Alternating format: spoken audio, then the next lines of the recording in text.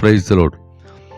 ஆண்டவராகிய இயேசு கிறிஸ்துவின் விலையேறப்பட்ட நாமத்தினாலே மறுபடியுமாக இந்த காலை நேரத்திலே கர்த்தருடைய வார்த்தையோடு கூட உங்கள் மத்தியிலே வருவதற்கு தேவனாகிய கர்த்தர் கொடுத்த நல்ல கிருபைகளுக்காக என் தேவனுக்கு நன்றி செலுத்துகிறேன்.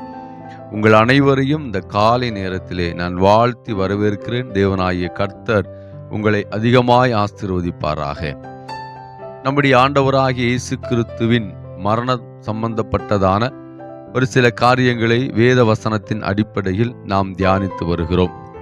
நம்முடைய ஆண்டவராகிய இயேசு கிறிஸ்து மரிப்பதற்கு முன்பதாக கெத்செமனே தோட்டத்திலே அவர் கற்றுக் கொடுத்த அவருடைய வாழ்க்கையிலே நடந்ததான முக்கியமான பகுதிகளை நாம் இன்று தியானிக்க போகிறோம்.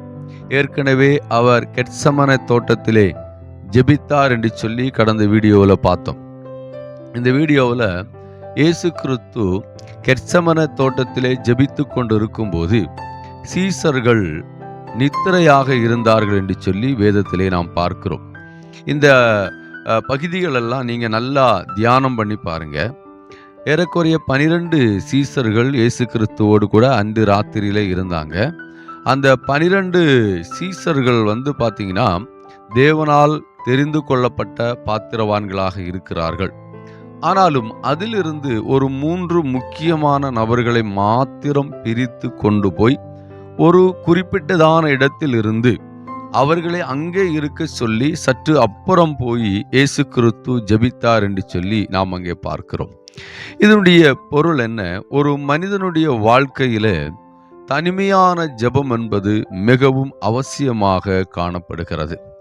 ஏனென்று சொன்னால் ஒரு மனிதன் தனிமையில் தேவனோடு கூட பேச வேண்டும். அப்போதுதான் தன் வாழ்க்கையில் இருக்கக்கூடியதான அனைத்து காரியங்களையும் தெரியப்படுத்த முடியும். பொதுவாக நாம் ஒரு விஷயம் பண்ணுவோம். இந்த உலகத்தில் யாருக்கிட்டையாவது டீப்பாக பேசணும் அப்படின்னா, முக்கியமான காரியங்களை பகிர்ந்து கொள்ள வேண்டுமே ஆனால் அவர்களை தனிமையில் அழைத்து வருவோம், தனிமையில் பேசுவோம். அல்லது நாம் பேச வேண்டிய காரியங்கள் ரொம்ப டீப்பானதாக இருக்கும்போது அது மற்றுள்ளவர்கள் மூலமாக இடையூறல் வராமல் இருப்பதற்கு நாம் ஒரு தனிமையில் கொண்டு போய் அந்த நபரோடு கூட பேசுவோம். அதுபோலதான் தேவனாகிய கர்த்தரோடு தனிமையில் ஒரு உறவு தேவை என்பதை இயேசு கிறிஸ்து இந்த இடத்திலே காட்டி கொடுக்கிறதை நாம் பார்க்க முடியும். நீங்க மத்தேயு எழுதின சுவிசேஷம் 26ஆம் அதிகாரம் 39வது வசனம் வாசித்து பார்க்கும்போது சற்று அப்புறம் போய் முகங்குப்புற விழுந்து என்று சொல்லி எழுதப்பட்டிருக்கிறது. சற்று அப்புறம் போய், அதாவது பேதுருவையும் யோவானையும் யாக்கோவையும் ஒரு குறிப்பிட்டதான இடத்திலே வைத்துவிட்டு சற்று அப்புறமாக அவர் போனார் என்று சொல்லி பார்க்கிறோம். அப்போ தனிமையில் தேவன் தம்முடைய பிதாவோடு கூட நேரங்களை செலவழித்தார், பேசினார். தன்னுடைய அங்கலாய்ப்புகளையும் தன்னுடைய வேதனைகளையும் தன்னுடைய பாரங்களை எல்லாம் அவர் இறக்கி வைத்தார் என்று சொல்லி வேதம் சொல்லுகிறது. எனக்கு அன்பான தேவனுடைய பிள்ளைகளை, இந்த வார்த்தைகளை கேட்கிற நீங்கள் ஒருவேளை பாரத்தோடு துக்கத்தோடு வேதனையோடு நீங்கள் மற்றுள்ள நபர்களோடு கூட சொல்ல முடியாத காரியங்கள், ரகசியங்கள் உங்களுடைய இருதயத்தின் அந்தரங்கத்தில் பத்திரப்படுத்தி இருக்கிறதான அநேக காரியங்கள் இருக்கிறது. இதையெல்லாம் வெளியரங்கமாக தேவனிடத்தில் சொல்ல வேண்டிய ஒரு இடம்தான் தனிமை ஜெபம். நாம கூட்டு ஜெபம் அவசியம்தான், இல்லைன்னு நான் சொல்லலை. நீங்கள் சபை கூடி வரும்போதும் அல்லது உங்கள் குடும்பத்திலே நீங்கள் கூடி ஜெபிப்பதும் அது அவசியமாக இருந்தாலும் கூட தனிமையான ஜெபம் என்பது மிகவும் மிகவும் அவசியமாக காணப்படுகிறது. தனிமையில் தேவன் நம்மோடு கூட பேசுவார் என்று சொல்லி வேத வசனத்திலே நாம் பார்க்க முடியும். அநேக தேவ மனிதர்கள் தனிமையிலே பேசினார். பாருங்க, மோசே மலையில் ஏறி போகும்போது யோசுவாவையும் அழைத்து கொண்டுதான் போகிறார். ஆனால் யோசுவா தேவனோடு கூட நெருங்கல. ஒரு இடத்துல அவர் நின்று விட்டார். அதற்கு மேலே யார் போனா அப்படின்னா இந்த மோசே மாத்திரம்தான் போனார். அதுக்கு காரணம் என்ன? மோசையோடு தேவன் தனிமையில் நிறைய காரியங்கள் காரியங்களை பேச வேண்டியதாக இருந்தது. மோசேயும் தேவனோடு தனிமையிலே பேச வேண்டியதாக இருந்தது. இந்த நேரத்திலே யோசுவா தனிமையில தான் இருக்கிறார். யோசுவாவும் தனிமையிலே தேவனோடு கூட பேசிக்கொண்டு தான் இருக்கிறார். பாருங்க, இங்கே மோசே தனிமையிலே பேசிக்கொண்டிருந்த போது 10 கட்டளை கொடுக்கப்பட்டது. இங்கே யோசுவா தனிமையிலே தேவனோடு கூட நின்றபோது யோசுவாவை மோசேக்கு பின்பாக ஆண்டவர் தம்முடைய ஊழியத்திலே ஏற்படுத்தினார் என்று சொல்லி நாம் பார்க்கிறோம். யோசுவா தேவ சமூகத்தை விட்டு விலகி போகலன்னு சொல்லி நாம பார்க்கிறோம்.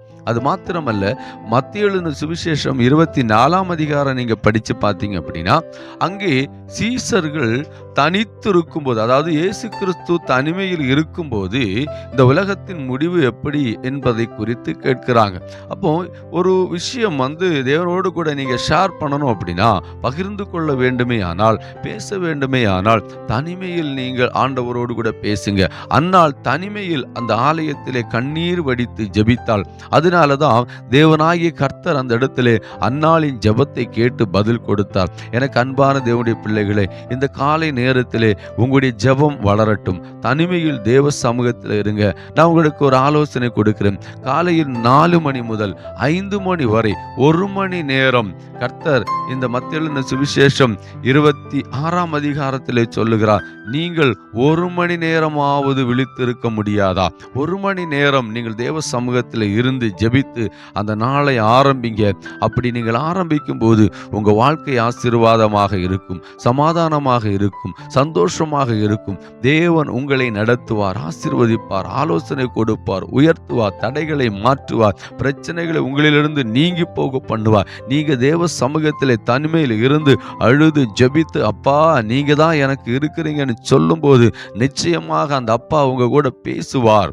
அதனால நீங்க தேவ சமூகத்திலே தனிமையில் ஜெபத்திலே தரித்திருங்கள். கர்த்தர் இந்த நாளிலே இந்த வார்த்தையை கொண்டு உங்களை அதிகமாய் ஆசீர்வதிப்பாராக. God bless you.